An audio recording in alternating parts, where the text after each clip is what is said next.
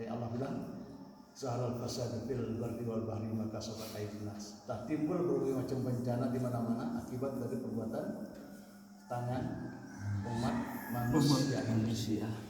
Jadi yang terjadi ada rumah yang rusak, ada pohon yang rusak, ada buah yang tidak semestinya akibat dari perbuatan tangan manusia. Yang terjadi banjir, kenapa terjadi banjir akibat dari perbuatan tangan manusia? Kenapa? Ditebang pohon tidak pakai etika. Mestinya pohon yang sudah besar jangan langsung dipotong semua.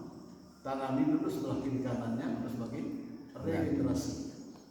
Demikian pula dalam kehidupan kita ini. Yang sampai yang tua-tua udah pada mati semua, regenerasinya tidak ada. Habis tanam. Ya enggak? Akan terjadi banjir nanti di daerah kita ini. Regenerasi tadi, kayak tadi ini tidak diciptakan. Makanya majulah Khalid sebagai regenerasi untuk masa yang akan datang. Itu satu. Yang kedua, kenapa Khalid suaranya tidak terbuka? Ada salah di dalam dunia retorika dakwah. Sering-sering untuk melatih ucapan-ucapan vokal A, I, U, E, O. Itu huruf-huruf vokal A, I, U, E, O. Bahasa Jembe, bahasa Lombok tidak terpakai dalam bahasa itu. Contoh, provinsi. Jadi mestinya yang benar adalah vokalnya orang Mungkin astaga maka sida. Jadi itu vokal yang benar mestinya. Cuman kadang-kadang sering diledekin juga orang Bumbilo. Bisa bengak. Astaga. Jadi ini satu contoh. Jadi untuk itu sekarang langkah dengan mengerti vokal agar suara bisa terbuka. Agar suara ini bisa terbuka. Contoh gini, kenapa anak kecil itu menangis pada waktu dia baru lahir? Pertanyaannya, setiap anak yang baru lahir, kenapa dia selalu diawali dengan tangis? Kenapa dia bilang Assalamualaikum Papi, Assalamualaikum Dedi, Assalamualaikum Papa, Assalamualaikum Ama. Kenapa anda bilang itu? Dia belum tahu bahasa apa yang terpakai di daerah dia lahir. Makanya anda heran kalau orang-orang Arab masih kecil-kecil dan ngerti bahasa Arab. Dan kita memang masih kenal sama saudara saya aja. Ngerti. Nah itu yang kedua, orang-orang Inggris kecil-kecil udah pintar bahasa Inggris. Kita udah gede-gede di awal cuma I love you sama I love lamar. Kenapa? Karena dia ngerti bahasa itu yang terpakai. Pertanyaannya, kenapa anak yang baru lahir itu selalu diawali dengan tangis dan tetesan air mata? Ternyata berbagai macam pendapat di situ. Satu, dari ahli kebidanan mengatakan bahwa anak yang baru lahir itu ingin mengembangkan suaranya untuk supaya dia kalau di pidato nanti suaranya vokal kayak Agus Somad. Tidak ada serak-seraknya. Kenapa? Berarti anak waktu kecilnya rajin nangis. Jadi menangisnya anak kecil itu terangkan untuk membuka selaput suaranya sehingga nanti kalau dia jadi ustaz, jadi khatib, jadi muazzin, suaranya meraung kemana-mana. Jadi oleh waktu kecil jangan nangis ternyata ya.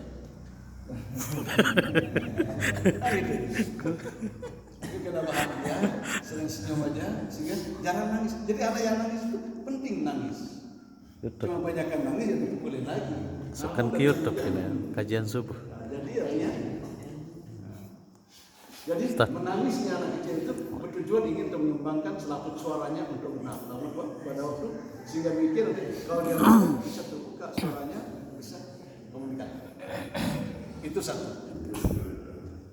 Yang kedua, tujuan anak kecil menangis ingin mengembangkan paru-parunya untuk bernafas. Orang yang sesak nafas Kalau anak itu tidak nangis, sengaja dipukul oleh bidannya agar dia menangis. Tujuannya setelah gede nanti jangan sampai anak ini nanti sesak napas. Kadang-kadang anak kecil, orang yang susah napas kan tapi kayak persis kayak tikus gitu ya. Pegang. Berarti nyambung. Minimal sudah tikus itu seperti itu. Jadi tikus kecil itu tapi kalau gede tidak bunyi, dan kecil-kecil nit kemana-mana. Jadi kalau anak yang tidak menangis, otomatis paru-parunya udah mengembangkan paru-parunya untuk napas tadi tidak bagus, tidak normal. Makanya malah dipukulin oleh bidannya agar dia nangis. Ini yang ketiga. Kenapa anak itu menangis waktu masih berlahir? Karena merasakan betapa dinginnya di Jambi ini kan dia. Kalau lahirnya di Jambi, dunia ini kok dingin amat.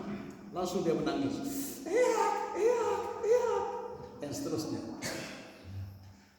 Ingin cepat anak mina mama menangis supaya. Itu papunya yang punya gawe itu. Nina mama mendemam. Dia, nah lagu Nina. Jadi artinya dia ingin tunjukkan belum situ. Jadi Tuhan, nama. subhanallah. Jadi ternyata itu semua punya nilai, punya arti. Pertama dari suara yang ingin dikembangkan agar dia bisa vokal. Yang kedua napasnya bisa panjang. Jadi kalau napas satu kalau dia jadi koring jadi kantong, jadi suaranya panjang. Kemudian dengan napas yang bisa berdayu-dayu. Kemudian berikut lagi merasakan kedinginan. Berikut lagi apa yang jadi? Dia malu sebetulnya lahir. Kenapa? Tidak pakai celana. Dia ingin menutupi dirinya. Jangan betul. Ya ampun saya malu. Mau dia menangis kena malu. Terhadap dirinya yang lahir dalam keadaan telanjang. Swear deh ya. Emang ajar pakai celana lahir. Pakai sepet. Jadi ini kita bilang menutupin aibnya. Jangan sampai tolong jangan dibuka. Cepat-cepat tutupin saya. Saya tidak pakai celana lahir. Masa pakai sepet. Jadi nah kemudian dari segi ahli hikmah mengatakan apa? Dia ingin menceritakan apa yang telah diterima selama 2 alam. Dia tinggal di dalam alam rahim ibunya. Dia ingin bercerita, ingin menceritakan ama, ina, baku, balo. Ini pesan-pesan Allah selama saya lahir tinggal di dalam rahim ibu saya. Dalam sebuah hadis Rasulullah ingatkan bahwa in ahadakum yujma'u khalquhu fi batni ummihi 40 yawman nutfah. Sesungguhnya dalam proses kejadian umat manusia itu kira Rasulullah pada waktu 40 hari alam rahim ibunya masih berbentuk nutfah, masih encel, masih bentuk mani. Sumayakunu mudghatan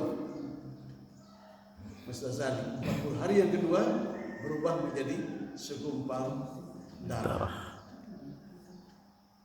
Kemudian 40 hari yang ketiga baru berubah menjadi segumpal daging. Kemudian 4 kali 3 12. Kira-kira 120 hari dia udah berada dalam alam rahim ibunya ini. Baru Allah utus malaikat untuk meniupkan roh dalam rahim ibunya. Summal yursala ilaihi al-malaku fa yunfa bihi ruh wa yu'maru bi arba'i kalimatin, sampai menetapkan 4 hal kepada dirinya. Pertama, bikat bi rizkihi, ditentukan masalah rezekinya.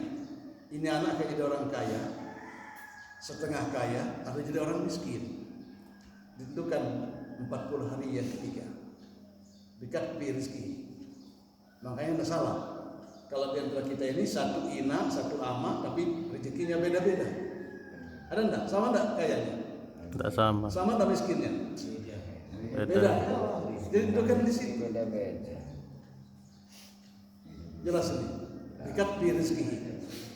Yang kedua wa amalihi, pekerjaannya. Apakah akan jadi petani? Sejak balo kita jadi petani, amak kita jadi petani, sampai nanti akan jadi petani semua.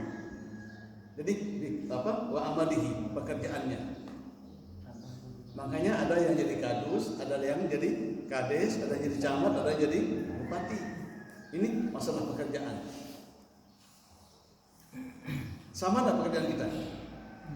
Di dalam dunia tukang aja beda-beda. Ada yang jadi mandor, ada yang jadi tukang, ada yang jadi kenek, ada yang jadi macam-macam. Jadi ini masalah wa amalihi, pekerjaannya. Yang ketiga, ulang lagi. Tahu dari apa tadi? Itu kenapa tadi? Bikat fi rizqihi. Yang kedua wa amalihi. Yang ketiga wa ajalihi. Masalah ajalnya. Berapa lama akan dapatkan masa kontrak di dunia ini? Ditentukan 40 hari. Yang ketiga di dalam alam rahim. Berapa lama kita akan tinggal? Makanya ada orang yang meninggal masih muda, ada yang masih remaja, ada lagi masih udah manten, ada lagi yang sudah punya anak sekian, ada lagi udah tua, udah mati-mati. Ya kan? Ini menyangkut masalah ajali. Ajalnya berapa lama akan tinggal di dunia ini? Sudah ditentukan di situ oleh Allah. Yang keempat wasakiyun aw sa'idun. Yang keempat masalah nasibnya. Nasibnya mujur ataukah ganti? Apakah nasibnya akan lancar atau seret? Ada orang gitu kan? Sejak kecil lancar aja, persis kayak air mengalir. Ada gitu kan? Ada lagi yang kayak pohon. Jadi kita ini kadang-kadang kayak pohon nasib. Ada pohon yang tumbuhnya di atas batu cadas, di atas rejeng. Ya hanya begitu aja modelnya, tidak bisa tumbuh besar. Jadi pas lagi musim kemarau panjang mati. Kenapa? Karena dia tinggal di atas batu cadas. Jadi nasib kita pun ditentukan di saat kita masih 40 hari yang ke-3 dalam alam rahim kita. Jadi itu sekarang di ayat terakhir Allah katakan, Innallaha la yughayyiru ma biqaumin hatta yughayyiru ma bi anfusihim. Allah tidak akan merubah nasibmu, kata Allah, kalau kalian bersangkutan tidak merubah nasibmu sendiri. Artinya kita sudah tahu lapar, pesor tidak datang, kita tidak usaha, kita tidak nyari, datang tidak pesor, langsung nagih. Sabar. Emang deman waktu, deman. Selesai. Jadi ini menyangkut masalah nasib. Kopi. Jadi nasib kita ini tidak pernah sama. Makanya rezeki pun tidak pernah sama. Contoh, kita berpesta, disediakan ada makanan yang dihidangkan di situ, berbagai macam makanan sampai satu meja panjang. Ada nasi pasti, ada sayur asam, ada sayur lodeh, ada gulai ayam, ada sop buntut, ada sop iga, ada lagi ayam bakar. Semuanya sudah diambil. Kira-kira ambil semua enggak? Ini faktor nasib sekaligus sedikit tadi. Ternyata yang dua bilang saya tidak cocok kayaknya makan sop buntut, takut stroke saya. Padahal sudah disediakan, sudah halal itu sudah disediakan. Tapi tahu diri yang dicari ayam apa, ikan bakar. Ini agak netral, ini agak aman. Ini contoh bahwa ternyata rezeki kita tak pernah sama, nasib kita tak pernah sama, kemudian umur kita pun tak pernah sama. Walau dalam dunia bercinta bilang aku hidup, aku sanggup hidup sehidup semati dengan nikah saya. Begitu istrinya mati, dan langsung janda Malaysia masih banyak. Jadi tadinya pada janjinya ingin siap untuk hidup semati. Begitu istrinya mati, mau tidak ikut mati? Aku mau riang. Kenapa? Sayang, tangga sebelah ini kan masih anyar. Ini tadi jelas ini. Jadi kaitan-kaitan itulah makanya perlu kita latihan seperti ini. Termasuk bagian satu langkah kita terangkan menciptakan regenerasi. Jadi masalah nasib kita, ayo mari kita tuntut nasib kita. Kadang-kadang ada orang yang bekerjanya udah keras, capek, akan tapi tidak kaya-kaya. Ada enggak? Udah mati-matian, sampai dinambah semua lumpur-lumpur masuk ke mulutnya, penuh dengan belepotan lumpur ke matanya. Waktu dia nambah, karena banyak tanah yang nyangkut di cangkulnya. Udah mati, tapi tidak kaya-kaya. Tapi ada orang yang cangkulnya kecil, kok dia udah kaya. Nah, jadi mungkin faktor ini jangan kita iri hati melihat orang kaya. Dengan kata lain, kita selanjutnya kita hari dalam hadis dari Rasulullah bahwa kalau ingin, jadi jangan melihat orang itu dari segi kekayaannya, belum tentu dia bahagia. Tidak ada jaminan orang yang kaya itu akan lebih bahagia. Justru kadang-kadang yang rezekinya pas-pasan lebih bahagia. Kenapa? Dia terima apa adanya yang dikasih Allah pada dirinya. Yang punya sawah luas, yang sawahnya luas, kemudian yang sapinya banyak, yang mobilnya bagus, belum tentu bisa tidur. Kenapa? Jangan-jangan mati ngambil sapi saya. Jangan, sapi saya diambil orang. Demikian pula yang punya lawan tanah yang luas. Jangan-jangan gabah saya diambil orang di sawah. Jadi ini ingat, kebahagiaan itu adanya di hati kita. Makanya perlu ini Agi bilang jagalah hati. Hati ini perlu kita menciptakan hati yang tulus dan ikhlas. Ya. Nah, tadi Alik mendapatkan contoh kita pakai filsafat madu. Madu itu selalu dihidup tempat yang bersih. Kemudian kalau diambil yang sarinya akan tapi kembangnya tidak sakit. Kita demikian, ayo kita ciptakan masjid ini sebagai auditorium, ciptakan suasana yang bagus di masjid ini.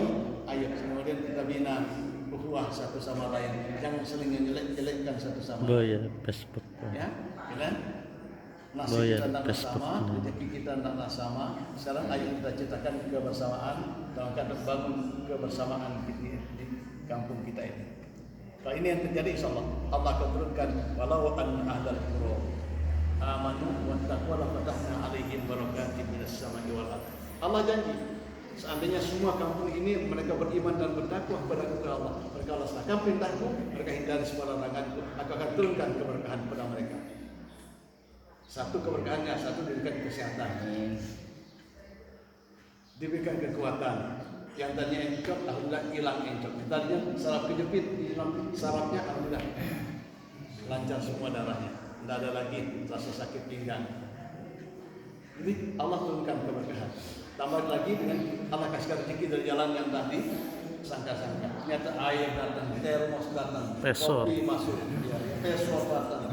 Ini kan satu contoh keberkahan. Ya enggak?